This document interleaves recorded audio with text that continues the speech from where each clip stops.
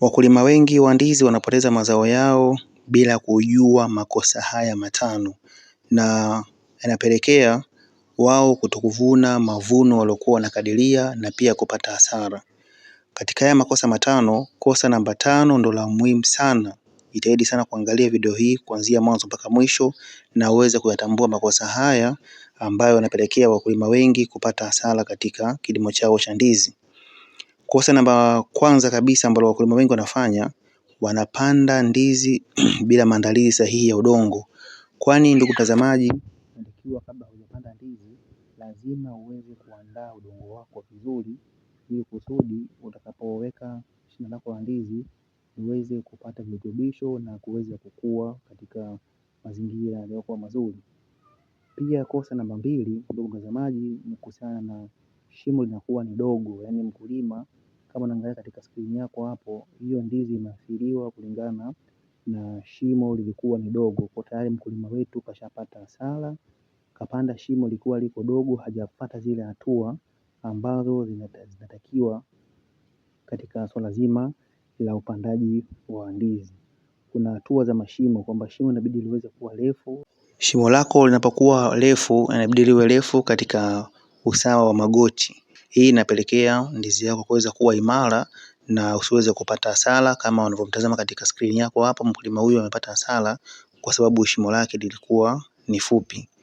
Katika makosa la 3 ambalo wakulima wengi wanalifanya katika kilimo hiki cha ndizi na kupelekea kutokupata mavuno yaliyokuwa ni bora, ni kuhusiana na swala zima la utiaji wa mbolea.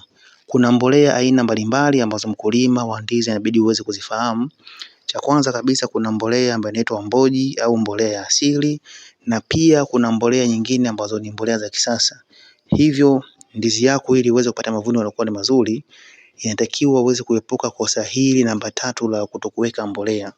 Kwani ukilima bila kuweka mbolea, hii inapelekea ndizi zako kutokuweka vizuri na kutokupata virutubisho vilivyokuwa ni vizuri, na hatimaye kwa kweli unaingia katika haya makosa ambayo unapata mavuno ambayo sio mazuri na shamba lako linakuwa limeharibika. Kama unavyoangalia katika skrini yako hapo, mkulima wetu alikuwa anategemea kuweza kuvuna, lakini shamba lake limeharibika kulingana na makosa ambayo ameweza kuyafanya. Katika kosa ambalo la 4, ndugu mtazamaji, inatakiwa uweze kujua mbegu. Kwani wakulima wengi wanalima zao hili la ndizi lakini hawajui mbegu gani ambayo wanapanda. Unakuta anapewa mbegu na mwenzake au anapewa mbegu ya jirani yake ili aweze kwenda kupanda, lakini hajui hii mbegu yeye ni mbegu aina gani, na je, mbegu hii ambayo ameipata inaweza kumsaidia katika uvumilivu wa magonjwa, au mbegu hii ambayo anaipanda itaweza kumpa mavuno ambayo yeye anayataka. Kwa mfano, kuna mbegu aina mbalimbali ambazo wakulima wa ndizi wengi wanazifahamu. Miongoni mwa mbegu hizo, kuna mbegu nyingine ni ya muda mrefu na mbegu nyingine ya muda mfupi. Kwa hiyo unatakiwa uweze kujua kama mkulima, ili usiingie katika kosa hili kubwa la 4, kwamba mbegu ambayo unaipanda wewe ni mbegu ya muda mrefu au ni mbegu ya muda mfupi. Na pia mbegu ambayo unaipanda wewe mkulima, je, mbegu hii inatoa mikungu ya aina gani? Inatoa mikungu minene au inatoa mikungu membamba? Na pia mbegu ambayo unaipanda wewe ni mbegu ya ndizi za ziive ndio zilike, au ndizi hizo unatakiwa ndizi ambazo zinaweza zikalika kama mbichi. Maana kuna ndizi zingine mfano kama aina ya mbegu kama mbegu ndizi Bukoba au ndizi nyama, zile ni ndizi ambazo baada ya kuwa zimekomaa tu zinakatwa na zinaliwa. Na kuna ndizi zingine kama ndizi sukari ambazo yenyewe mpaka ziweze kuiva ndio uweze kuweka sokoni. Na kosa namba 5 ambayo kosa ni la muhimu sana ambalo inabidi wewe ndugu mtazamaji usiweze kulifanya, ni kuhusiana na ufuatiliaji wa shamba lako. Kwani wakulima wengi wanalima, mfano mtu analima shamba lake, ameuna shamba lake la ndizi katika eneo lake la shamba na yeye anakaa mjini. Kwa hiyo hii ni kosa ambalo watu wengi sana walifanya, na linapelekea wao kutokupata mavuno yaliokuwa ni mazuri kwa ajili ya kutokufuatilia shamba lao. Mfano mzuri katika video hii unavyotazama, hii ni shamba la mkulima ambao tuweza kumtembelea, na mkulima huyu ana zaidi ya mwaka mmoja hajafika katika shamba lake. Hii baada ya kuwa kapata taarifa kwamba shamba lako linadondoka na mavuno ya ndizi yanakuwa ni madogo. Kwa hiyo ndo kwenda kuweza kulitembelea na kuweza kushangaa kuona kwamba ni kwa nini shamba lake limeharibika katika kiasi kama hiki.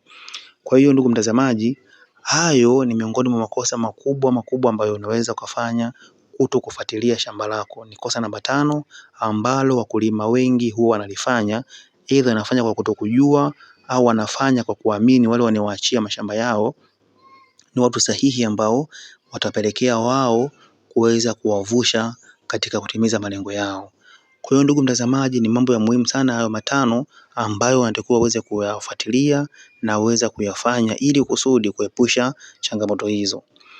Hivyo ndugu mtazamaji, inatakiwa uweze kuandaa shimo ili kusudi uweze kufanikiwa. Inatakiwa makosa haya yote 5 ambayo nimeweza kuyaelezea hapo uweze kuyafahamu. Baada ya kuyafahamu ni kuchukua hatua stahiki na hatua sahihi ambayo itapelekea wewe kuweza kuepukana na haya makosa na kuweza kutengeneza shamba lako liko vizuri na shamba lako lisiweze kuharibika. Kwani shamba linapoharibika linapelekea wewe kutokupata mavuno. Umeweza kuweka shilingi 500,000 au 400,000 kuandaa shamba lako la ndizi, lakini ukitegemea kupata milioni 10 au milioni 20, pesa hiyo hautaweza kuipata kwa sababu shamba lako tayari limeharibika na umefanya makosa makubwa 5 ambayo yamepelekea wewe kutokupata mavuno na kutimiza malengo yako uliyokuwa umejiwekea.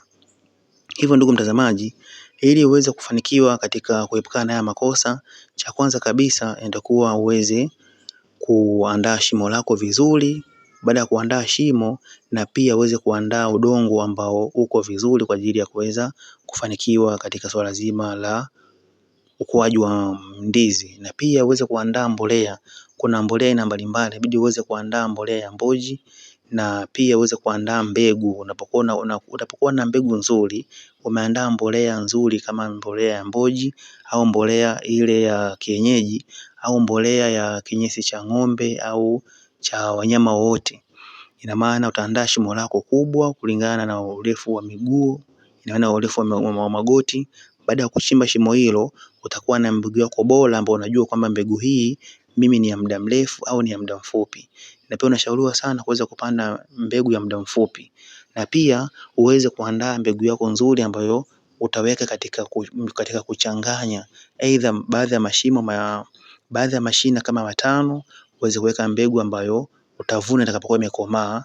Maana yake mfano kama ndizi nyama, kama ndizi mshale na kama ndizi Bukoba, na maana unaweza kuzivuna zitakapokuwa zimekomaa na ziko kuliwa mbichi, ili kusudi uweze kupata faida iliyokuwa ya karibu. Na pia mbegu zingine utaweka mbegu ambazo lazima uvundike ili uweze kuuza, ili kusudi mzunguko wako wa pesa uweze kuwa ni karibu. Na maana kuna zingine utakuwa unavuna zikuwa ziko mbichi unapata ya pesa yako, na zingine utakuwa unasubiri mpaka pale zitakapokuwa zimeiva ndio uweze kupata hiyo pesa.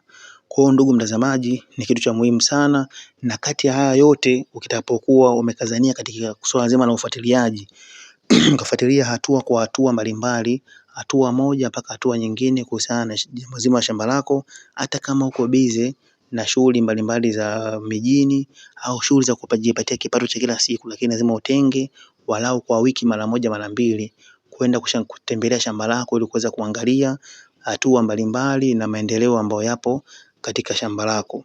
Hivyo ndugu mtazamaji, ukifanya mambo haya yote, ni kitu gani ambacho utakuja kukipata? Kuna vitu ambavyo utakuja kuvipata baada ya kuchukua hatua zote hizi. Kwanza kutambua makosa hayo 5 ya muhimu, na pia baada ya hapo kuweza kuyachukulia hatua.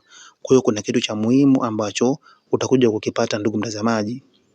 Hivyo matokeo muhimu ambayo utakuja kuyapata ni kwamba utaweza kupata mikungu mikubwa minene. Kama katika skrini yako uliokuwa unaangalia hapo, huu ni mkungu mkubwa na ni mnene, lakini haujatimiza kwa sababu shamba lake huyu limeharibiwa na alikuwa hajui haya makosa.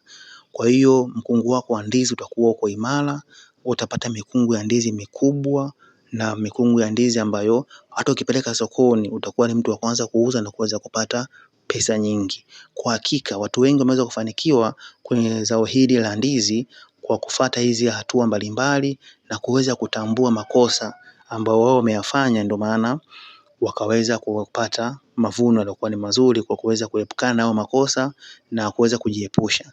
Kwa hiyo ndugu mtazamaji wangu wa Nebuye TV, niweze kukushukuru kwa kuweza kuwa nasi na kuanzia mwanzo wa video mpaka kuelekea mwisho wa video hii. Kikubwa tu naomba uweze kusubscribe na kulike.